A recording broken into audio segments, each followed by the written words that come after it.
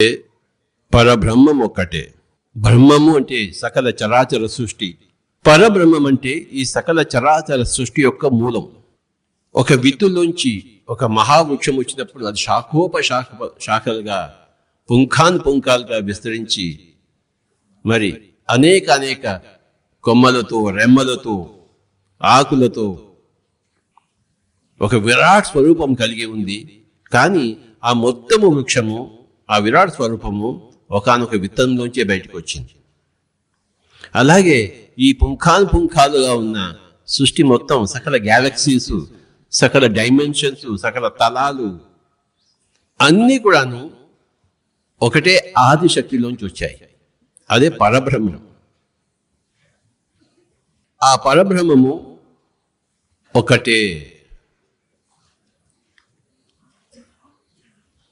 ఆ పరబ్రహ్మం పేరే అల్లా, ఆదిశక్తి, పరాశక్తి, బ్రహ్మము, పరబ్రహ్మము.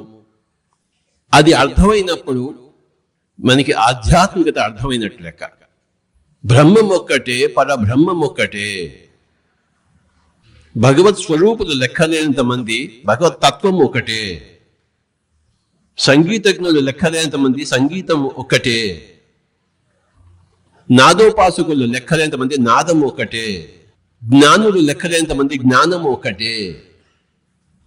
స్పేస్లో లెక్కలేనన్ని నక్షత్రాలు, స్పేస్ మటుకు ఒకటే, ఆకాశం ఒకటే. ఫస్ట్ ఇది మనం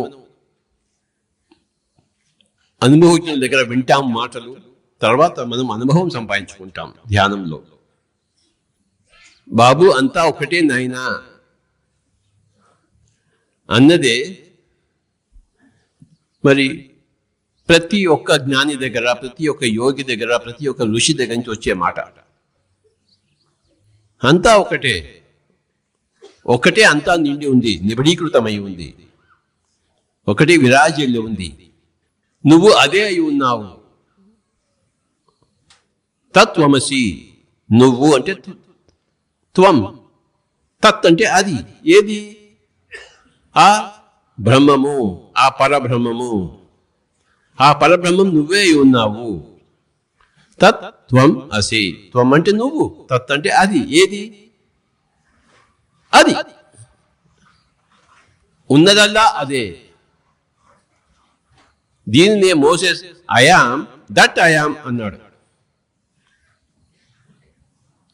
మోసెస్ కొండ మీద ఎక్కినప్పుడు ఒక బ్రహ్మాండమైన అగ్ని గోళం కనబడింది. ఆ అగ్ని గోళం వైపు అలా వెళ్తున్నాడు కొండ మీదకి. ఆ అగ్నిగోళంలోంచి మాటలు వినపడ్డాయి. అసలు నువ్వెవరివయ్యా, నువ్వేమిటయ్యా అని అడిగాడు మోసెస్ ఆ అగ్నిగోళాన్ని, ఆ కొండ మీద. అందులోంచి వాణి వచ్చింది, వాయిస్ వచ్చింది. I am that I am. నేను, ఈ నేను, ఆ నేను. I am that I am. అహం బ్రహ్మాస్మి. I am that I am. మోసెస్కి వచ్చిన ఆ యొక్క అనుభవం కొండ మీద అత్యద్భుతమైన పలుకు.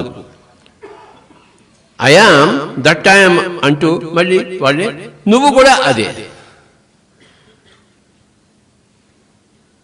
అహం బ్రహ్మాస్మి తత్వమసి శ్వేతకేతో. ఒకవేళ శరీరం రూపం ఉందనుకోండి, ఈ రూపం నేను అనుకుంటున్నాను, రూపం కాదు, ఆత్మ. ఆత్మ, అహం ఆత్మ బ్రహ్మ. దీనికి జ్ఞానము కావాలి. జ్ఞానం అంటే ఏంటి? అనుభవైకమైనదే జ్ఞానము. అనుభవమే జ్ఞానం.